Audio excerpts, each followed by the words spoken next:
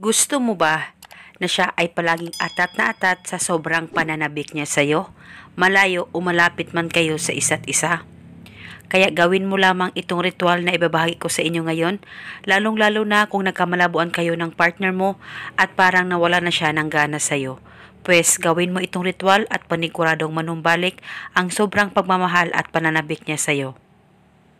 Ang gagawin mo lamang ay napakasimple lamang, basta gawin mo ito na buo ang loob at tiwala mo. At gawin mo itong ritual sa kahit na anong araw o oras.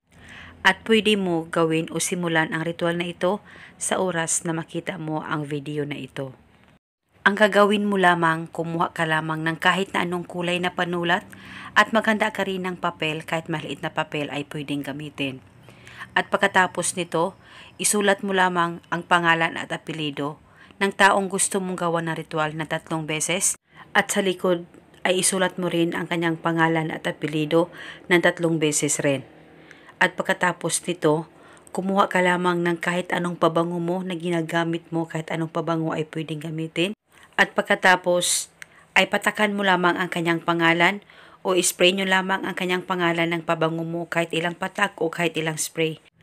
Basta malagyan lamang ng pabango ang kanyang pangalan na nakasulat sa papel.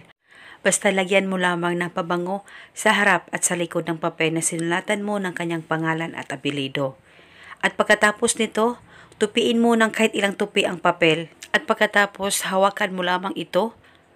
Hawakan mo ito ng mahigpit, mag-focus at mag-concentrate ka at sambitin mo lamang ang mga salitang ito. Ikaw ay mas lalong atat na atat at sobrang mananabik sa akin, malayo o malapit man tayo sa isa't isa. Sambitin mo lamang ito ng kahit 3 beses. Pwede mo dagdagan ang hiling kung gusto mo, wala pong problema. At pagkatapos, itago mo na itong ritual sa safe na walang makakakita at makakaalam.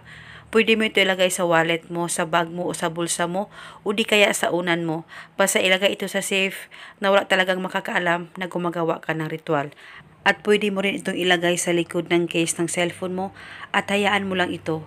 Kahit ilang araw o kahit ilang buwan ay pwede mong hindi kunin ito sa likod ng cellphone o sa case ng cellphone mo. At paniguradong siya ay palaging atat at sobrang mananabik siya sa'yo. At ito muna sa ngayon. Maraming salamat po sa panonood. May God bless us all.